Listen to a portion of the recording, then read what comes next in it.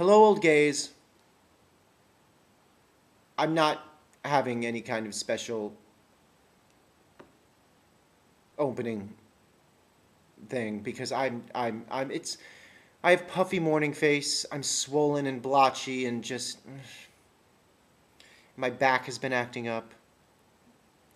So I'm just kind of but I am still here today on Monday. I learned quite a bit about my fellow old gays last week. Quite a bit.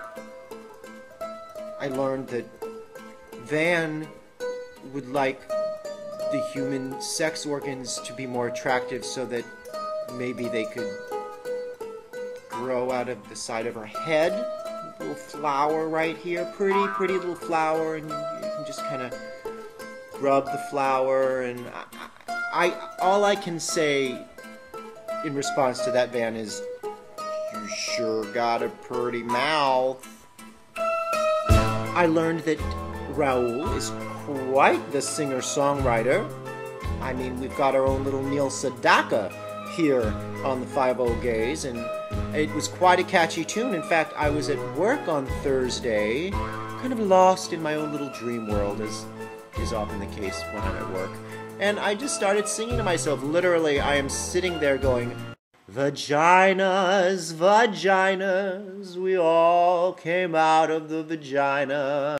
And my coworker next to me is sort of jaw-dropped staring at me. Hi, vagina song. I learned that David suffers from multiple personality disorder. And I was actually quite relieved to hear that because I too suffer from that particular disorder. And I have whole conversations with my various multiple personalities, and we get into arguments and discussions, and it's crazy. The crazy. I never said that I was not crazy. Am I the only one who does that? And Gina, what do I say? I've learned that there is apparently quite a hunger and thirst for frank discussion about the vagina. I was also, that was Thursday as well, and I was at work and I was watching that video at work with a female colleague of mine, and 2/3 of the way through that video she looks at me and says, "Is that true?" And I don't have a vagina, you do. Why are you asking me?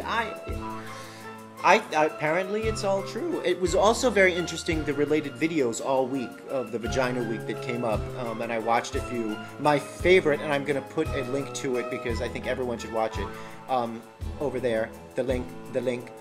There's a woman who can play the kazoo out of her vagina. Now, she's a performer, and it seemed to be, I think it was from Australia. You know, leave it to the Australians to, play woodwind instruments out of their twat. Although, I guess the kazoo really isn't a woodwind instrument. Wood. But I wonder, is it true? Can it be done? And I am not in any way suggesting that Gina get up here and try to play the kazoo out of her snatch. But I'm gonna defer to the authority, clearly the vaginal authority on YouTube. Can it be done? Is it possible?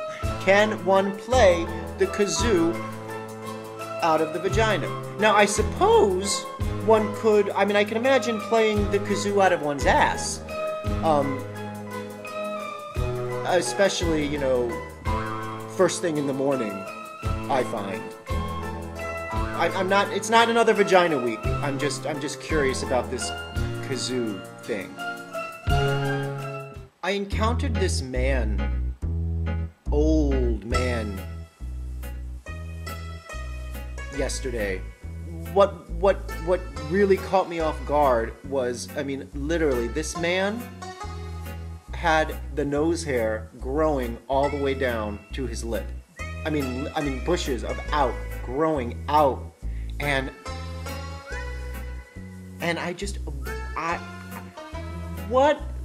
how do you get to that place? How do you get there where you've reached a point when the nose hair is growing an inch out of your face and you're like, I don't see it. I don't notice that it's there. I mean, I can understand being in a certain amount of denial.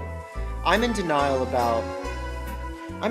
I guess, about my receding hairline. You know, and my thinning hair, maybe. I guess it's not. It's definitely not young person's hair. It's definitely middle-aged man hair, and I'm in denial about it. I think that, oh no, it looks exactly the same as it always looks. You know, it's fine, and total. You know, I might be talking about it now as if I'm not in denial about it, but then once this is over, I'll be right back to my denial. But one has to be truthful, because, you know, you reach that point of the, you know, why you could, you know, he doesn't, at that, you don't even need one of those special bzzz things if it's growing down your face. You could just yank it all in one, ow. I read in an article once, I don't know where I read this or how or why, that on Little House on the Prairie, when Michael Landon would have to have a crying scene, he would pull out a nose hair and, you know, it would make him tear up. Just as a little tip from Michael Landon I'm passing along to you people. If ever you're in a situation where you really need to produce the tears and you're having trouble, you know, just kind of turn around, yank one, and there you go.